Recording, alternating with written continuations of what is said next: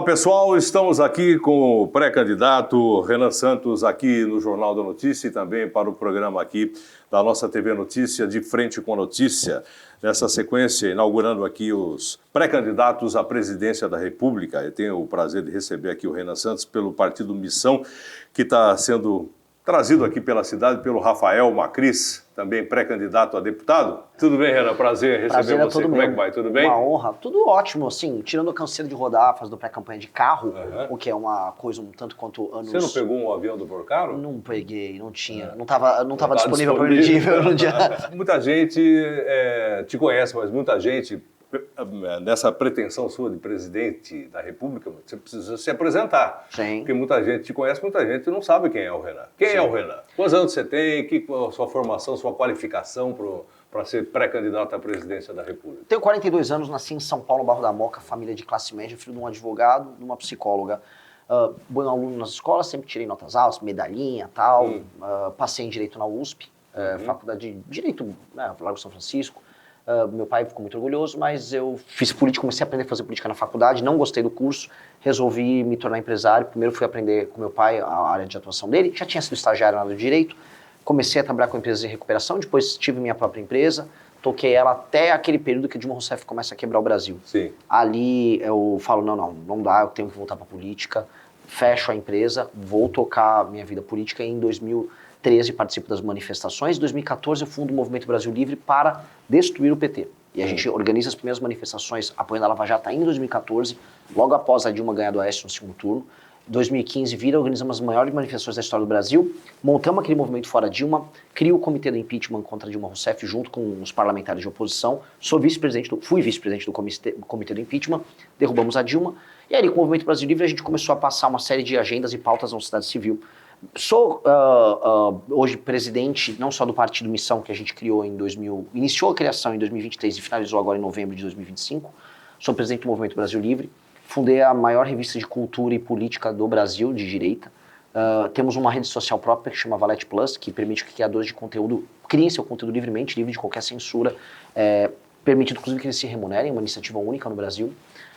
Sou hoje uma liderança nacional de um movimento, de um partido que tem relevância em todos os estados hoje da federação. E com base nessa experiência de vida política, de nunca ter recuado, de ter quase fechado o movimento em 2020, porque quem bate na esquerda também bate na direita se estiver vendo o erro, e eu apanhei muito porque fui contra erros cometidos, erros e crimes cometidos ali durante a gestão do Bolsonaro, ou por figuras ligadas a ele. Pau que bate Chico tem que bater em Francisco também, e nunca recuei, mesmo diante de tentações e de porradas que a gente tomou, e a vida é sobre isso, é você não recuar na porrada. Com base nisso eu tenho resiliência, força moral e um projeto muito sólido de Brasil. E eu acho que eu tenho condição de ser o melhor presidente que esse país já teve. Tá certo. 42 anos, né? O Renan Santos é o pré-candidato à presidência da República. Nessa sequência, espero trazer todos aqui, menos um. Não pretendo trazer o Luiz Inácio Lula em primeiro lugar, porque também acho que ele não viria. Não viria, né? Não viria aqui. O Lula só vai em cidade que for fácil para ele. Onde tem a claque. Exato. Exatamente. Então, pretendo trazer, pelo menos, os outros, né? O próprio Flávio. Já tive a oportunidade de entrevistar o Bolsonaro na época como presidente da República, né? Também o Eduardo, também a Zambelli, naquela época onde estava acontecendo aquele movimento que elegeu o Bolsonaro, que elegeu, né, todo esse pessoal aí da direita. Você falou que você, como o pré-candidato, se presidente da República, você tem tantas críticas para fazer para o PT como também para a direita através do bolsonarismo. O que você pode falar a respeito do bolsonarismo e também do PT nessa história, nessa campanha que você está iniciando aí? Assim, minha pré-campanha, muita gente que fala, pô, esse cara não é nenhum nem outro. Nenhum nem outro. Mas a minha campanha é mais do que isso. Minha campanha é algo. A minha primeira crítica aos dois começa assim, peço para os fãs e eleitores de ambos, me apresentem 3 propostas que o Lula e o Flávio Bolsonaro tenham à presidência da República agora. Ninguém sabe apresentar porque eles não apresentaram. O Lula, eu fui numa rádio, por exemplo, lá no interior do Ceará, e havia aquelas rádios que vivem lá com o apoio do Lula. Sim. E aí ele, não, o Lula é muito... Eu falei, me fala uma proposta do Lula. Aí ele, o pé de meia. Eu falei, pé de meia, o cara é presidente de uma das maiores repúblicas do mundo, e o plano dele de governo é um pé de meia. Não tem. O Flávio Bolsonaro também não tem. A campanha do Flávio é construída no vou soltar o meu pai. Eu acho isso muito pouco para uma nação que quer muito. Então minha crítica já começa os dois candidatos sobre ambos não terem projeto de Brasil. Você acha que criticar o Bolsonaro pode te atrapalhar? Com certeza. Muito. Acho. E já me atrapalha. Na verdade, se o Movimento Brasil Livre, se o MBL tivesse recuado em todas as críticas ao Bolsonaro e puxado o saco do Bolsonaro, como muitos fazem, nós estaríamos 10 vezes maiores do que nós estamos hoje. O fã do Bolsonaro, o eleitor do Bolsonaro, o militante do Bolsonaro, ele é muito generoso. Se a pessoa, ela fala, estou com o Bolsonaro, ele apoia. Tanto que tem várias pessoas que passaram pelo nosso movimento, saíram do nosso movimento, viraram bolsonaristas e cresceram. Então o estímulo está claro, se você se junta ao bolsonarismo, você cresce. Por isso que o Bolsonaro está sendo traído por boa parte dessas pessoas. Porque essas pessoas vão atrás do like, do view e do voto usando o nome dele, ganham a eleição e depois vão ver o que fazem. E agora ele está sofrendo as consequências disso. Eu sou sincero. Quando o nosso deputado federal, Kim Kataguiri, quando havia projetos bons que vinham do governo Bolsonaro, quem votava e não tirava fotinho, fazia o dele. Esses caras tiram, gritam, é Brasil, não sei o quê, mas agora que ele tá na cadeia, ele tá preso, eles estão tocando o projeto deles. E no fundo, é uma autocrítica que o Bolsonaro tem que fazer. Eles cativaram muito oportunista ao redor deles e eles vão acabar morrendo na mão do oportunista. Tá. Você falou de proposta. Quais são as suas propostas se você for eleito presidente da República? Primeira proposta, dia 5 de janeiro de 2027, eu vou colocar o Brasil em estado de defesa, circunscrevendo todas as áreas tomadas pelo crime organizado nesse status. Com status de estado de defesa, a polícia e as forças armadas, sob o comando do presidente da República, têm condição de, inclusive, entrar na casa das pessoas, que é onde as lideranças do tráfico se escondem. Com base nisso, a gente vai retomar as áreas que estão hoje controladas pelo tráfico. Nós também vamos alterar as leis penais e as leis de execuções penais do Brasil, que são as piores do mundo. São leis de execuções penais que permitem a progressão de pena de maneira quase livre, ou seja, um cara comete assaltos em série, um eventual assassinato, não fica 6 anos na cadeia. Essa é a natureza do sistema penal brasileiro. É um sistema injusto que cria incentivos para a pessoa cometer os crimes. Vamos junto passar uma reforma fiscal. Precisa passar no Brasil uma reforma fiscal muito abrangente, que mexa em privilégios, que mexa na natureza do Estado brasileiro, que mexa em renúncia fiscal, que mexa no reajuste não só do Bolsa Família, mas do BPC e da aposentadoria. E vamos precisar falar isso. Eu sou o único pré-candidato que está falando, eu vou mexer nessas coisas que são impopulares. Quero ver os outros falarem também. Que só falar que vai dar, igual o Lula que fala que vai dar o botijão, aí é fácil. Eu também vou mexer no Bolsa Família. E eu quero ver se os demais vão também mexer. Porque o Bolsa Família é o seguinte... Eu vi o Flávio comemorando lá no Caminhão do Som. Meu pai aumentou lá o Bolsa Família. Eu quero saber quem é que vai pegar e virar para um homem de 25 anos de idade que recebe o Bolsa Família, ou uma moça de 25 anos de idade saudável que recebe o Bolsa Família e falar, eu vou botar você numa frente de trabalho. Quando você for no CRAS, lá para retirar o dinheiro, você vai, na verdade, encontrar um formulário. Se inscreva na frente de trabalho nessa cidade. Não é nenhuma novidade. O Roosevelt fez isso nos Estados Unidos nos anos 30. O Brasil vai ter que fazer isso. Eu não posso permitir que um motoboy, um entregador, um motorista de Uber que está ralando 7 dias por semana para sustentar a família dele, banque o salário de uma pessoa saudável, um marmanjo que quer receber o Bolsa Família. E tem milhões nessa condição. Nós não podemos permitir isso. Eu vou mexer nisso também. Outra coisa que nós vamos mexer, que é bem claro, vamos fazer uma reforma administrativa no Brasil, reduzindo o número de municípios e criando uma coisa que eu chamo de sistema de incentivo, que altere a dinâmica desses prefeitos, que hoje os prefeitos são apenas operadores de emenda. Se nós fizermos essas 3 grandes coisas, resolver crime organizado, resolver a questão fiscal no Brasil com uma reforma de competitividade para o Brasil crescer e diminuir imposto, e fazer uma reforma administrativa, eu mato o Centrão, eu mato o crime organizado e eu mato as mamatas do Brasil. E aí é uma questão de crescer e ficar um país sério. Tá. Só que você está falando em 513 deputados, 81 senadores. Quantos deputados você e o seu partido pretendem fazer este ano dessa eleição e senadores também? Porque tudo que você falou, também concordo, é lindo, maravilhoso, mas só que precisa aqui de voto. Sabe que essa é a pergunta que absolutamente todos fazem. Porque assim, legal, suas propostas são boas, mas qual é a viabilidade delas? Eu preciso só lembrar, se eu ganhar a eleição, eu estou sendo um partido que tem 3 meses de idade, eu ganhando a eleição ali em outubro, significa que eu consegui convencer mais de 51% da população brasileira disso, portanto eu vou eleger uma bancada formidável. É o básico, se eu ganhar para presidente, eu vou fazer uma bancada muito grande. E mais, eu vou ter interferido na eleição do Centrão, ou mesmo de figuras do PL e partidos dessa natureza, que vão ser, vamos dizer, fundamentados na eleição deles no tema central do cara que ganhou a eleição, que é o que acontece toda vez que alguém ganha uma eleição. Ele faz uma bancada e o tema da campanha dele puxa os deputados. E com base nisso, eu vou formar no mínimo uma maioria simples, que é o que um presidente consegue, maioria simples. Aí eu não tenho medo de fazer composição. Não teria problema fazer composição. Eu vou fazer composição baseada em ladrão e composição baseada apenas em usar o ministério para fazer loteamento. Esse é o ponto central da gente iniciar o mandato. E aí eu vou fazer uma coisa que o Bolsonaro deveria ter feito quando entrou no mandato dele. Eu vou iniciar o meu mandato enfrentando o crime organizado. Todo mundo que enfrenta o crime organizado, não só aqui, mas em outros países, aumenta a popularidade e joga ela lá pro alto. O Bukele fez isso em El Salvador, jogou a popularidade dele para quase 90%. O Bolsonaro deveria ter feito isso quando ele virou presidente. Eu achei que ele ia fazer isso. Ele ia ficar rodando de helicóptero lá as favelas. Eu vou matar esse vagabundo aí. Ele não fez. É o que eu vou fazer. Eu vou matar vagabundos junto com a polícia. Vai ser a primeira coisa que nós vamos fazer.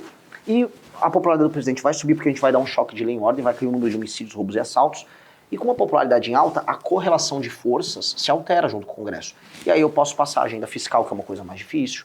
E aí eu posso construir para passar a reforma administrativa, que também é uma coisa mais difícil. Mas é isso.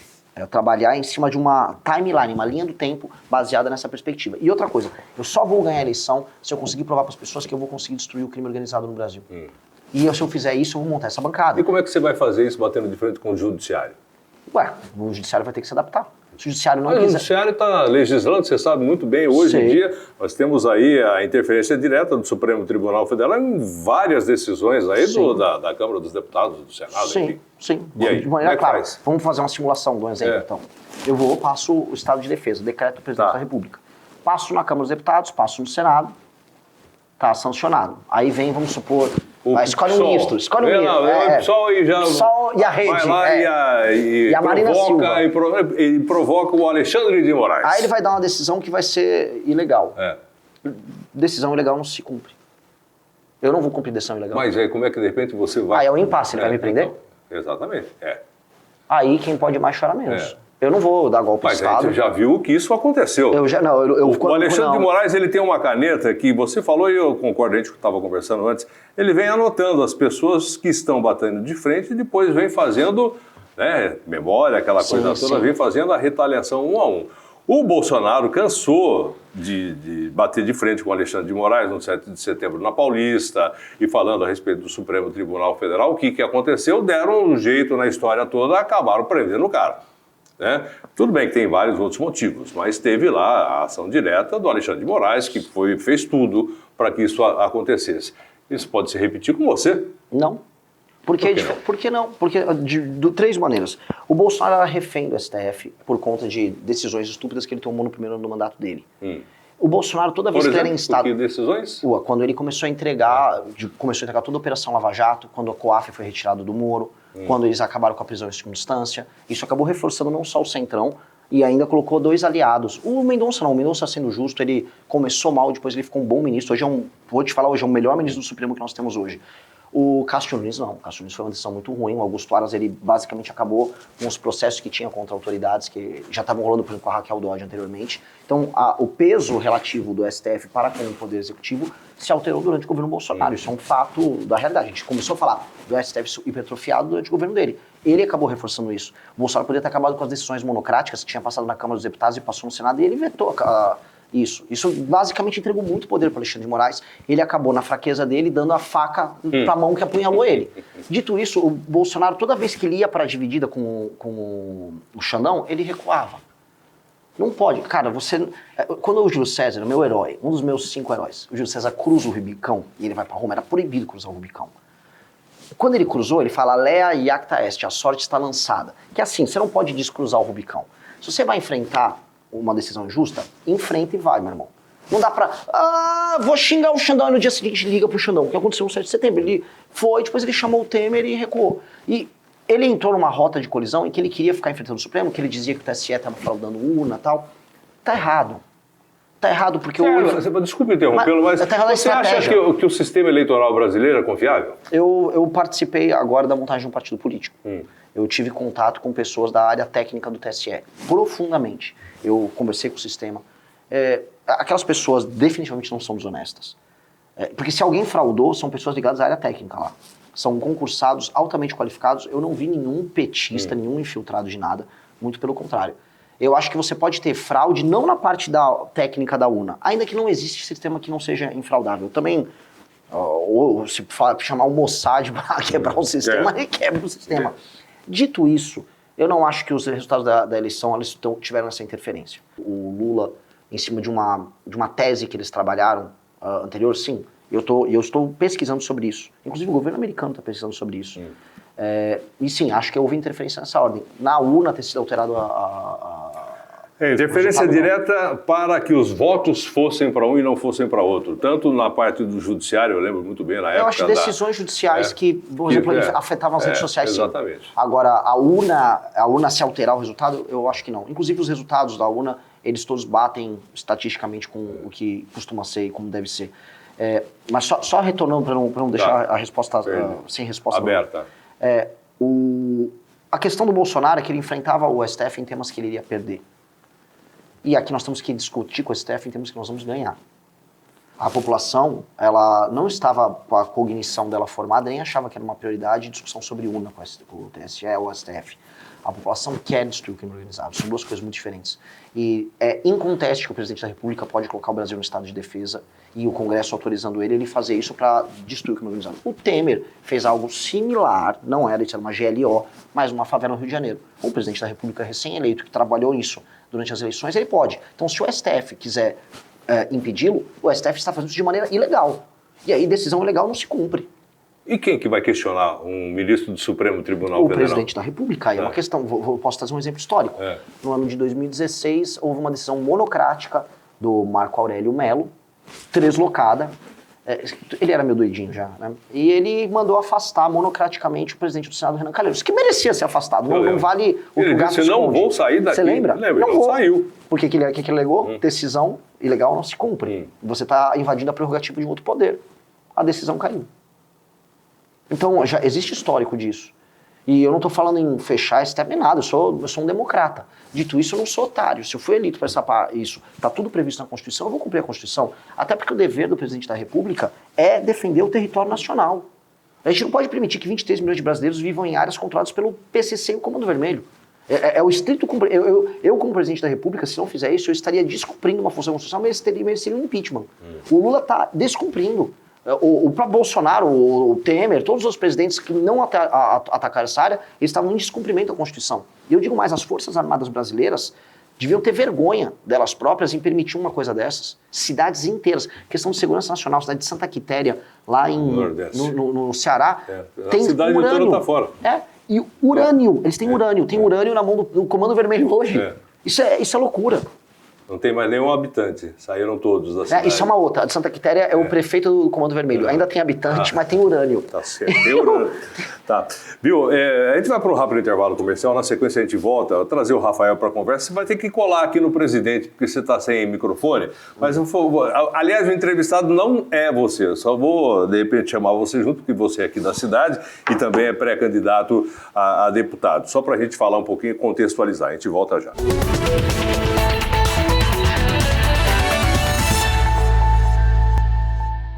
Ok, estamos de volta aqui com o Jornal da Notícia e também com o programa De Frente com a Notícia, com o pré-candidato à presidência da República, o Renan Santos, pelo Partido Missão. Chamei aqui o Rafael Macris para participar rapidinho aqui da história, porque hoje o entrevistado não mas ele está com a gente aqui e através do Rafael, que foi possível aqui a visita do Renan. Rafael, você concorda com tudo que ele está falando, só faltava você não concordar, né? De gênero, número. Obrigado, tá certo. Você como pré-candidato a deputado estadual? Estadual ou federal, ainda vamos decidiu aí. Quando é que você decide? No próximo mês. Boa. Próximo mês. Você acha que o Partido Missão vai te dar condições de você ter... Quantos votos você vai precisar? Acho que mais de 50, 60 mil votos, né? 50, 60 mil 50, votos. 60 mil votos. Tá. Isso aqui se você for estadual. Estadual e federal, acho que com 60 mil votos também, 70 mil votos. Consegue o... Sim, porque o modelo nosso da chapa, ela tem umas 2 pessoas, no mínimo, que elas vão fazer a própria cadeira. Quem é que vai puxar? O Kim? O Guto.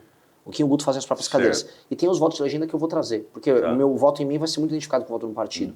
Então vai ter ainda o voto de legenda. Então o cara que ficar em terceiro ou quarto na chapa não precisa fazer uma votação estrondosa para entrar. E todos do Partido Missão são mais ou menos da faixa etária de vocês, ou seja, abaixo 50 menos. Sim, eu sou o mais velho. 40 aí?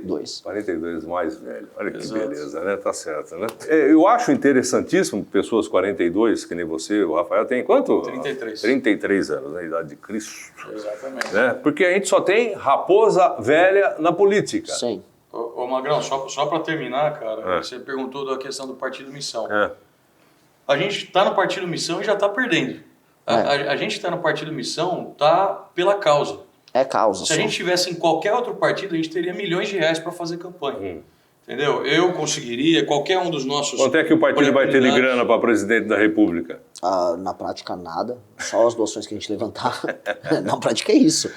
Porque não tem ninguém... Não tem fundo partidário eleitoral e não tem um Volcaro me dando um jatinho. Não tem. Vamos falar dele daqui a pouquinho também. A gente tem uma militância, Magrão, e pré-candidatos que a gente fala que são jedis, que estão pela causa. Cara, qualquer um dos principais pré-candidatos hoje do partido, em qualquer outro lugar que eles estivessem, eles teriam milhões de reais para fazer campanha. Se eles estivessem colados no Bolsonaro, eles estariam pegando o hype do Bolsonaro e milhões de reais do Valdemar da Costa Neto do PL. A gente está aceitando perder tudo isso porque a gente acredita que esse projeto que o Renan acabou de apresentar para você é o único que vai salvar o Brasil. E é por isso que eu estou nisso, eu estou abrindo mão de estar hoje na minha empresa, trabalhando, trazendo dinheiro para mim, para o meu próprio bolso, para me dedicar a essa causa. Entendeu? Então eu faço isso porque eu acredito. E todos nós que estamos fazendo isso, acreditamos nisso. A gente faz com brilho nos olhos e com vontade realmente de mudar o Brasil. Ou é isso ou é nada pra gente. Exato. É só uma coisa para entender. Se a gente tivesse... As pessoas que estão saindo candidatas à nossa chapa realmente são malucos. Porque se elas fossem pragmáticas, elas iam para uma chapa que tem dinheiro, ou para uma chapa que tem dinheiro e... por exemplo, de direita bolsonarista. Você está no PL, além de ter um partido bilionário, você tem mais votos. Eu sei disso. Hoje um cara ganha mais seguidores estando no universo do Bolsonaro do que conosco. Então, para o cara estar conosco, o cara realmente tem que gostar muito da causa. Tem que acreditar demais. Então, são pessoas muito, muito dedicadas. Ele falou o negócio do Jedi, é uma coisa assim, a pessoa está num propósito e ela tem uma crença muito forte nisso. Porque o sacrifício é bem grande, bem grande. Você há de concordar que vai ser bem difícil tanto a sua candidatura ter êxito, eu não estou duvidando da sua capacidade, estou colocando nessa história toda, tem Lula e tem Bolsonaro, fora ele você tem Zema, é um cara super bem colocado lá em Minas Gerais também, muita gente gosta dele, mas ele fala diferente, pelo menos, dos outros que estiveram no governo de Minas, você lembra quem esteve lá? Sim. Né? O próprio Caiado, e o próprio Ratinho lá no Paraná também. E atrás desse pessoal tem um cara chamado Kassab, né? Que joga muito bem o xadrez político da história. Mundo. Com todo mundo. Lula, tanto com a direita ou com a esquerda. Ele está nos dois ao mesmo tempo. É como era o MDB lá atrás. Exato. Onde havia governo, o MDB estava dentro. Né? Rafael, todo mundo já conhece aqui na nossa região, já foi vereador, pré-candidato, candidato a prefeito e tal. Né? Esse tipo de coisa. Você não está jogando agora para de repente ser conhecido e ser lá na frente, aí sim um candidato com força, com tração, né? Você vai chegar e bater com tudo para ser nessa eleição. Tem que ser, senão estaria desrespeitando todo mundo que está... Assim, minha campanha... Não sei, você tem que, como político, você sabe que você tem que fazer... Eu estou analisando de fora, porque com certeza você sabe que vai ser difícil. Lógico, mas também era impossível montar um partido político. Lógico. Você precisa de 547 mil assinaturas validadas no TSE. Vocês tiveram quantas? A gente coletou 800, validou 600. 600? E passou, é o recorde, inclusive, histórico no Brasil. No menor período de tempo também, 1 ano e 7 meses o processo inteiro. Os eleitores do Brasil hoje, eu não tenho essa análise nessa faixa etária. Qual é a porcentagem dos eleitores que poderiam votar em vocês, os mais jovens? Não que os mais velhos não vão votar, mas você tem mais chance de trazer para o seu lado os mais jovens. Eu vou melhor dos mais jovens. Eu não sei estimar, se a gente passar o número exato, qual o percentual do brasileiro da geração Z. Até porque a pirâmide etária brasileira afunilou. Né? Então você tem mais pessoas hoje com 40 a 50 anos do que pessoas de 20 a 30 anos. Não, mas eu acho que seguramente, se a gente for falar de 16 a 30 anos de idade aí, podemos botar pelo menos 12% da população brasileira, 12 a 15%. Aí eu pego e emendo essa história. Você sabe que as universidades brasileiras, você foi estudante do Largo de São Francisco, você sabe melhor que eu, são todas aparelhadas para a esquerda. A grande maioria, né, dos jovens. Né? E onde é que você vai achar voto de direita nos jovens? Na verdade, assim, todas as pesquisas no Brasil e fora do Brasil mostram que os jovens da geração Z, os homens, estão muito à direita. Muito à direita. E no Brasil, especialmente à direita. Na verdade, isso é uma pesquisa que foi da Atlas. Mostra que na geração Z é bem desproporcional. Assim, a esquerda está bem queimada. Onde ela está presente? Nas universidades, mas fora das universidades existe todo um mundo de pessoas, e essas pessoas estão indo à direita. Eu vou dar um exemplo. Na geração, no público de 16 a 24 anos, que pega um pedaço da geração alfa e a geração Z, entre todos eu estou com 22%, estou em segundo, e homens da geração Z... Isso em número dá quanto de votos? 22%. Eu não saberia precisar agora, mas vamos botar aí pelo menos uns 2 milhões de votos aí. Imagina. 1,5 milhão, 2 milhões de votos. E se eu for falar homens da geração Z, eu tô com 33%, o que me coloca em primeiro. Então, entre os homens da geração Z, os homens de 16 a 24 anos, eu lidero as pesquisas. O que mostra, assim, que o futuro, pra gente, é um futuro muito alvissareiro. Cerca de 30 milhões de pessoas, né, entre 15 e 24 anos. Quase 15% da população. Aí tem que botar que um pedaço não vota, que é o tem 18, e aí e o restante metade comparece. Você vai ter que andar o Brasil todo. Já estou fazendo. Tá. E o Nordeste, como é que você se encaixa lá? Porque o papai Lula é o pai dos pobres, né? E como é que tá o Lula lá? Como é que tá você lá? O Lula tá num processo lento de desgaste lá. Lento. Também dá com 80 anos. Lógico. Mas o que eu posso falar para você, que é uma notícia muito boa, as gerações mais novas do Nordeste estão cansadas disso, especialmente os homens. Pense assim, se você é um homem jovem, mora no interior, no sertão do Rio Grande do Norte, você tem um celular, você vê todo mundo acontecendo fora da tua cidade não tem atividade econômica, tua mãe vive de Bolsa Família, tua avó vive de aposentadoria, teu irmão vive com um emprego na prefeitura, todo mundo coçando o saco. Você quer você quer uma vida melhor. E ainda você tá vendo um celular e vem alguém e rouba teu celular. Aí o cara que a tua avó tá mandando você mandar, que é o Lula, faz as leis que ajudam o assaltante, não gera atividade econômica, e você percebe que tem pessoas em outros lugares do Brasil e do mundo tendo uma vida muito melhor. Você começa a despertar. Por isso que eu fui rodar o Nordeste antes de rodar aqui Sul-Sudeste. Porque lá a gente vai tirar voto do Lula. E o que fiz? Eu basicamente rodei e fui muito bem recebido nas regiões que o Lula foi muito votado. Por quê? Porque eu tô falando para as pessoas, a sua vida é uma desgraça, você vai migrar para São Paulo, para o Sul, você vai mudar a tua vida para mal, você vai morar numa favela porque você não consegue viver aqui. E isso é culpa do PT, por isso e aquilo. E uma massa de pessoas estão concordando. A segurança pública também chegou lá. Como o PCC e o Comando Vermelho chegaram no Nordeste, especialmente o Comando Vermelho, eles estão vendo, não vão fazer nada? O presidente é contra? O PT, ontem, o PT desidratou ali a reforma da segurança pública e tirou a redução da maioridade penal. Assim, o PT é amigo do ladrãozinho de celular, o PT é uma máquina de roubo. Então, esse cara, ele começou a se cansar. Tanto que, quando você pega as pesquisas minhas no Nordeste, eu tô muito melhor do que eu tô no Sudeste. Eu tava na Atlas com 4,1 em janeiro, subi pra 5,5 em fevereiro. Nordeste, na área do Lula, sertão, foi onde eu rodei. Então eu tenho uma esperança muito grande no Nordeste. A gente tem que pensar fora da caixa, a gente tem que olhar e falar assim, e se eu entrar lá no Nordeste e começar a conversar com as pessoas que o Lula não conversa lá? Dá pra virar, dá pra convencer as pessoas. E são pessoas maravilhosas, elas querem trabalhar, querem ganhar dinheiro, não querem viver de assistencialismo. Então dá pra recuperar o Nordeste, eu sou muito otimista. E esse pessoal que faz parte do assistencialismo, que nem você falou, a gente tem, a informação que eu tenho é 50 milhões de pessoas que recebem algum tipo de ajuda, mais de 50 milhões de pessoas. Se incluir a aposentadoria, se incluir o seguro-defesa e o BPC, a coisa passa de 80 milhões de pessoas. 80 milhões de pessoas. É praticamente metade da população brasileira. Então, metade dos eleitores, pelo menos. Dos eleitores também. É proporcional, né? É proporcional. Como é que você vai falar para ele, olha, eu vou tirar esse seu Bolsa Família, o seu pé de meia, vou tirar isso de você porque você tem que trabalhar. Olha, para começo de conversa, não vai ser um grande problema porque as pessoas já não vão votar em mim. Elas vão votar no Lula. Então, assim, cara, eu não vou perder o voto que eu nunca tive. Né? Então, mas você tem que ter voto para ser. Mas com os outros. Porque ainda temos uma massa de pessoas que majoritária que quer ver o Brasil ter segurança pública e quer trabalhar. É o que eu estou avisando para um cara de 25 anos que recebe Bolsa Família, eu vou colocar você numa frente de trabalho. Você vai trabalhar, você vai ganhar dinheiro. Você não vai ficar parado recebendo, às vezes fazendo mico, enquanto tem um entregador, sei lá, aqui no interior de São Paulo, ou um cara que está trabalhando numa fábrica, ralando e pagando no imposto de renda dele no produto que ele consome um dinheiro que vai para você. Aí não, bonitão. Eu vou falar isso pro cara. Aí acabou, isso aí não vai rolar. Não vai ter mesmo. Né? Não vai ter, pô. Isso é falta de respeito. Lógico. Isso é vagabundagem. Acho que foi Abraham Lincoln que disse que esses projetos sociais se medem pela saída e não pela entrada. Citando outro presidente americano, Ronald Reagan, o melhor política social é o emprego. Então, assim, vamos fazer frente de trabalho. Quem falou isso foi o Reagan, não foi o Abraham Lincoln, não. Foi exatamente isso. O Reagan entregou essa. E o Roosevelt, agora um democrata, falou do republicano, vamos falar um democrata. O Roosevelt, ele montou essas frentes de trabalho nos Estados Unidos durante o New Deal. Quando os Estados Unidos estavam em crise, vamos fazer frente de trabalho, vamos montar poste e fazer toda a sarjeta, vamos fazer ponte, vamos botar para trabalhar, vamos ralar, galera. Uma coisa que tem que ter no Nordeste, infraestrutura de cabeamento. Você sabia que o Nordeste tem 92% da produção de energia eólica e boa parte da produção de energia solar do Brasil. elas são intermitentes, do tipo assim, solar, 2 da tarde tem um pico. Só que você não tem bateria nem sistema de distribuição.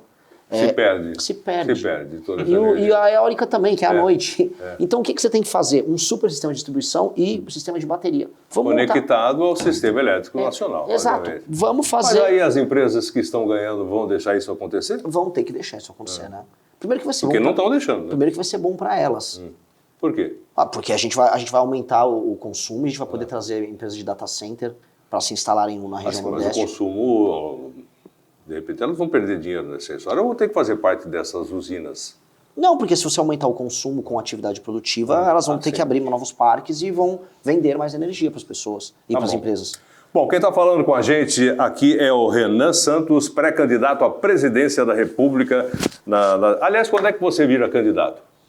Quando o partido fizer a convenção nacional e decidir... Quando vai ser isso? Julho, agosto. Vai quase para o segundo semestre. Sim.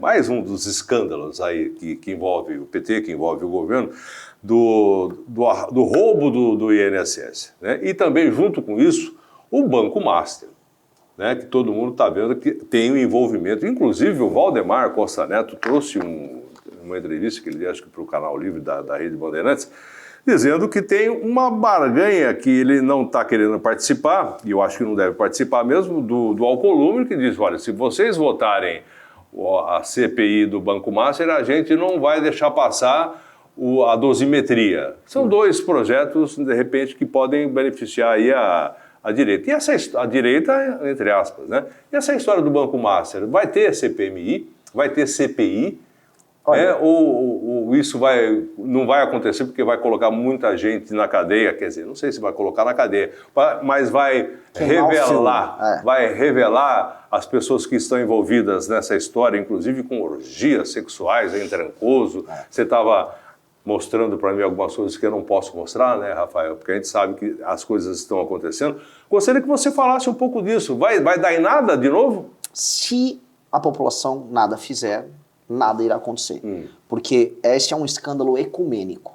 Ele envolve da direita à esquerda, do topo à base, ou seja, de cidade no interior vendendo crédito cesta pelo Banco Master. Cidades aqui no interior que investiram no Banco Master? Sim, isso é um clássico. Assim, saiu todo mundo vendendo. Foi um esquemaço.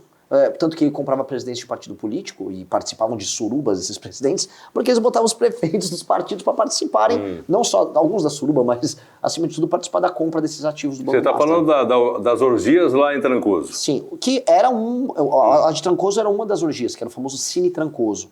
Mas tinha outras. Em São Paulo tinha uma reunião num bar toda semana. Tinha um prédio lá na Avenida Paulista, aquele prédio famoso na Faria Lima. O prédio famoso tem aquela baleia. Aquele prédio, eles tinham 2 andares e uma das empresas ali que chama Taikun ou Taipum, essa empresa, ela tinha ali dentro, ela basicamente é um lugar para festas, tinha até uma piscina ali. Você está dizendo que o Vorcaro, ele comprava tanto o pessoal do judiciário como do legislativo, do executivo, inclusive empresários, com orgias, com festas e com dinheiro também? Com dinheiro. Ele fez isso, e que é o modelo, por exemplo, do Epstein. A gente está vendo nos Estados Unidos o caso do Epstein, os arquivos saíram, é muito parecido o modelo. Só que o Epstein, ele não era um banqueiro. Então o que o Vorcaro tinha, por ser banqueiro, é uma capacidade financeira invejável. Tanto que ele gastava bilhões. Ele teve uma história, acabaram de fazer as conversas dele, ele gastou 30 milhões para tentar fazer sexo com uma modelo. 30 milhões? 30 milhões. 30 milhões. Ele gastou 30 milhões para uma noite com uma modelo. Ele, pra gente entender, ele conseguiu? Aparentemente sim. Era um executivo, ele era bom na execução. O Magrão, ele fazia festas na Grécia, em Mônaco, em diversos lugares. Fretava um avião, tinha aviões a jato, tudo. Levava o pessoal. Importava prostitutas da Dinamarca? Depende do grau das autoridades que estavam com ele nas festas de Trancoso, ele não poderia levar prostitutas brasileiras, porque elas iam ouvir as conversas. Então ele trazia prostitutas do leste europeu que não sabiam, e do norte europeu que não sabiam falar o bom português, e eles poderiam negociar as maiores atrocidades lá com elas ao lado, que não teria problema nenhum. Tanto que uma das mulheres que virou uma espécie de, não digo uma vamos falar aqui, uma cafetina, era a Irina Shayk. Quem é a Irina Shayk? É só o pessoal dar um Google. É a ex-namorada do Cristiano Ronaldo, foi quase a esposa do Cristiano Ronaldo, uma russa realmente muito bonita, foi uma supermodelo. E ela agenciava, ela trazia essas gringas. E aí, ela inclusive veio pro Carnaval do Rio de Janeiro, tem fotos dela no Carnaval. Então o esquema dele ficou, assim, um dos maiores esquemas de festas e orgias do mundo era do Vorcaro. Porque ele pôde dispor de bilhões para administrar essa maluquice toda. E esse dinheiro todo do banco, que ele recebia naqueles títulos a 140% do CDI, de prefeituras, de onde vinha esse dinheiro, o pessoal que investia lá no Banco Master? Pessoas normais, outros bancos? E empresas? O esquema era muito louco, porque eu vou dar um exemplo. Tinha um cara que era o Nelson Tanuri. Nelson Tanuri era um sócio oculto do Banco Master. O que ele fazia? Ele participava, por exemplo, de privatizações. Ele comprou a EMAI em São Paulo. Essa é uma crítica que eu tenho ao Tarcísio. Ninguém viu. Teve uma concorrência, aí concorre a empresa do Nelson Tanuri e 2 empresas do mercado. Ganha a empresa do Nelson Tanuri. Primeira coisa que ele faz quando pega a EMAI é fazer a EMAI emitir dívida no mercado, que é debenture. Pois bem, ele emitiu os debentures, aí o que ele comprou? Pô, será, ele investiu em infraestrutura da EMAI? Não, ele comprou títulos do Let's Bank, CDB, que é do Banco Master. Então, o que ele fazia? Eles capitalizavam os balanços com títulos do Banco Master ou de empresas correlatas ao Master, dessas empresas que participavam de privatizações, adquiriam empresas, eles pegavam essas empresas e emitiam dívida comprando mais título do Banco Master. Então eles ficavam inflando o balanço com um comprando o outro, tipo uma super pirâmide. E eles ficavam gerando empresas de mentira que compravam títulos e revendiam para outras, e isso ficava rodando até uma hora cair. Quando ele percebeu que ia cair, é aí que ele foi tentar mexer junto com o Ciro Nogueira no Fundo Garantidor de Crédito para aumentar o limite, que aí outras pessoas iam meter grana sabendo que o dinheiro ia retornar, e fazer primeiro a Caixa e o BRB comprarem esses ativos e depois comprarem o próprio banco. Não adianta o Supremo Tribunal nessa história através do escritório da mulher do Alexandre de Moraes? O Alexandre de Moraes, isso vai sair nos próximos dias, talvez Capítulos. Hoje. Sim, talvez hoje a gente já tenha novidades sobre isso. O Alexandre de Moraes se reuniu muitas vezes. E a gente tem que entender os membros do STF não apenas como pessoas que dão canetadas, mas pessoas que são influentes junto a outras pessoas influentes em Brasília. O Vorcaro se reunia, por exemplo, com o Alexandre e teve reuniões também com o presidente do BRB, e aparentemente eles eram conexos.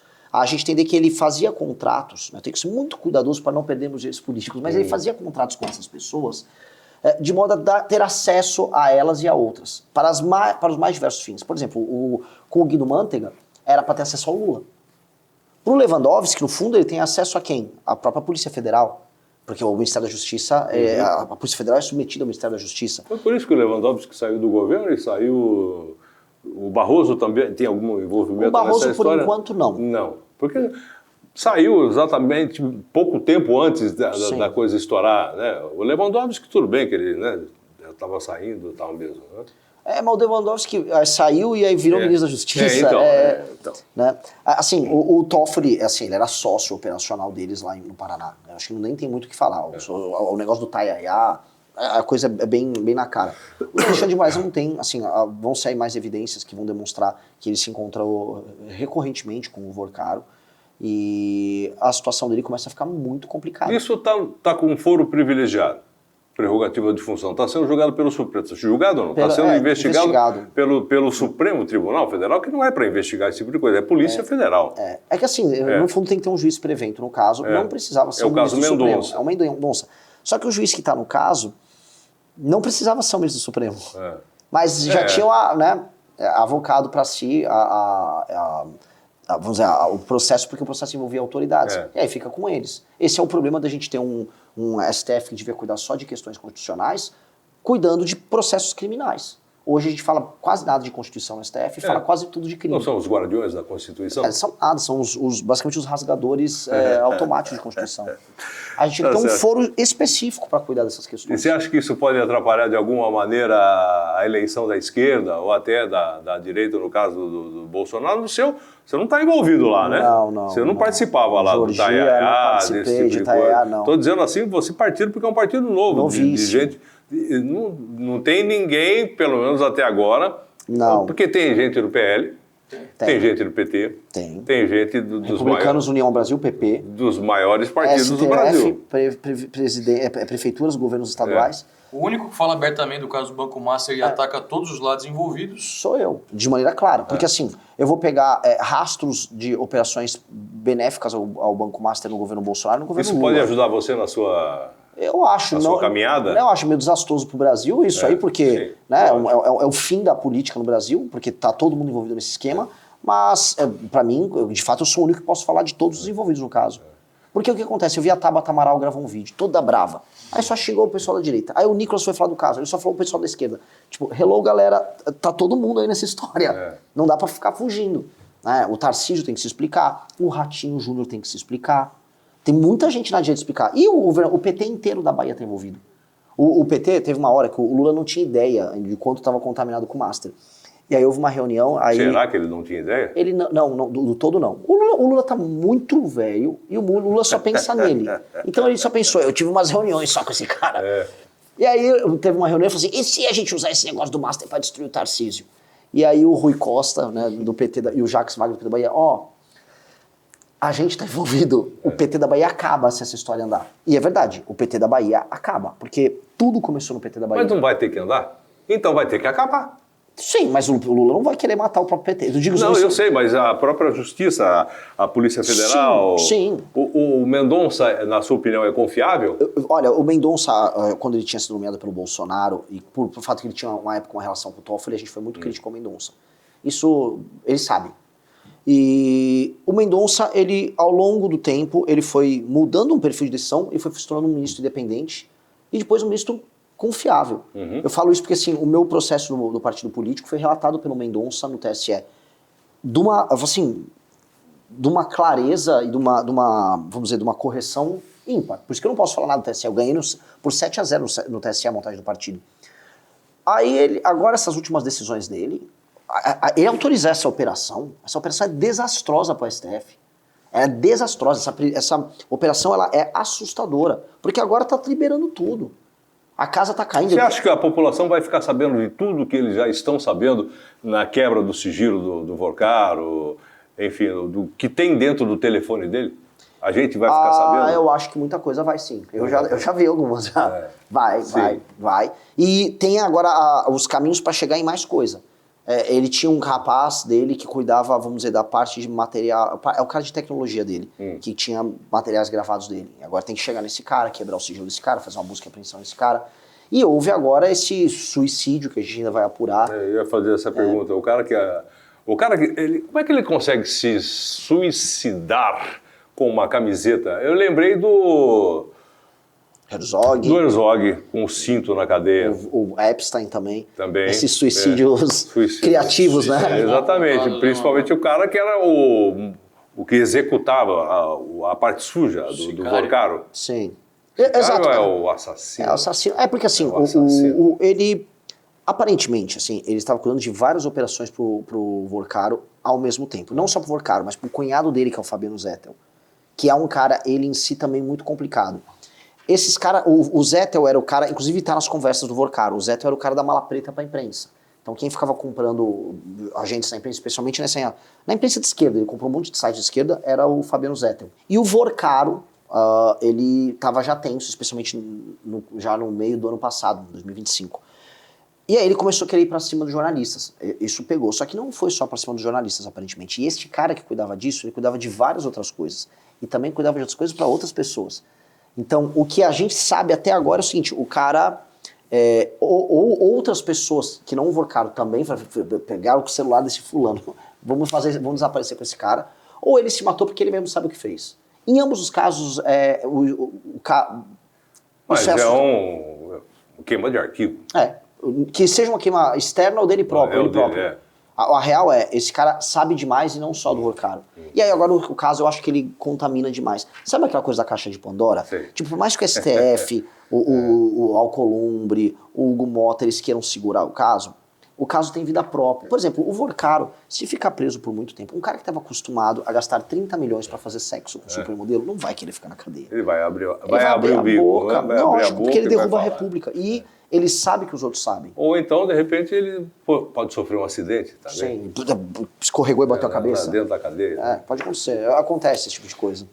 Ô Renan, agradeço muito a sua participação. Tem muita coisa pra gente conversar. Não vai faltar oportunidade, viu, Rafa, de você trazer para estar conversando com a gente aqui no Jornal da Notícia, aqui no De Frente com a Notícia, um pouquinho mais à frente, quando o desenrolar dessa parte nojenta da República que está aparecendo agora, de repente tiver aí outros caminhos que a gente não sabe. Pelo menos não faço ideia para onde vai Imagino, mas de repente não sei se vai ter solução para isso, se de repente as pessoas vão ser presas, se de repente vão cumprir pena, eu não sei. Né? A gente já viu o que aconteceu com o Lava Jato, já viu o que aconteceu com o Mensalão e tantas outras coisas, escândalos aqui no Brasil, que dá para duvidar. Você duvida da justiça no Brasil? Duvido. Então tá bom. É isso aí. Até porque nem sei o que é justiça mais no Brasil. Exatamente. Obrigado mais uma vez aqui pela sua participação, sucesso na sua caminhada, e o Rafa também, que está com ele aqui também, sucesso na sua caminhada, você está aqui mais perto de casa, a gente volta a falar outras vezes também. Valeu, beleza? Magrão, tamo Tudo junto, bom? obrigado aí. Quer falar mais alguma coisa para encerrar para os nossos telespectadores, ouvintes, internautas? Fique à vontade. Não duvidem do Brasil para o melhor e para o pior. Né? Se você duvidava que o Brasil podia chegar nesse buraco, o Brasil chegou. E quem chega nesse buraco, surpreendendo todas as expectativas, também pode subir muito mais. Dá para fazer o certo e dá para ser uma das 5 maiores nações do mundo. Estamos trabalhando para isso, é a nossa missão da nossa geração. Obrigado. Tá certo. É o pré-candidato à presidência da República, por enquanto, o Renan Santos. Essa sequência onde pretendo trazer aqui, se tudo der certo, né, todos os pré-candidatos à presidência da República. E muitos deputados, candidatos, né, a deputado estadual, federal, principalmente aqui da nossa região, que a gente precisa. A gente já teve 4 aqui, Americana, Nova Odessa e Santa Bárbara, né? Sumaré tem e Hortolândia também tem. A gente precisa. A Americana já teve 4 deputados, não tem nenhum. E isso faz realmente muita falta. Quem sabe pode ser o Rafael, né? É isso aí. Certo? Um abraço.